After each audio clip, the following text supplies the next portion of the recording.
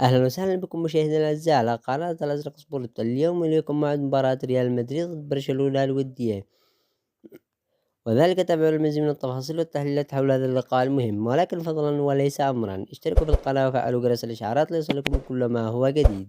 موعد مباراة ريال مدريد ضد برشلونة الودية في كلاسيكو أمريكا، ويوم الأحد شهر 8 2024. وتنطلق المباراة بين الفريقين والتي تقام في الولايات المتحدة الأمريكية في الساعة 2 صباحا بتوقيت مكة المكرمة والقاهرة. ما هي القنوات الناقلة لمباراة ريال مدريد ضد برشلونة الودية؟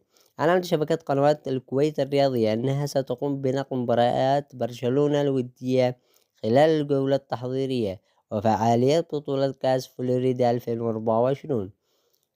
والقنوات الناقلة لمباراة ريال مدريد وبرشلونة هي قناة كويت سبورت اتش دي.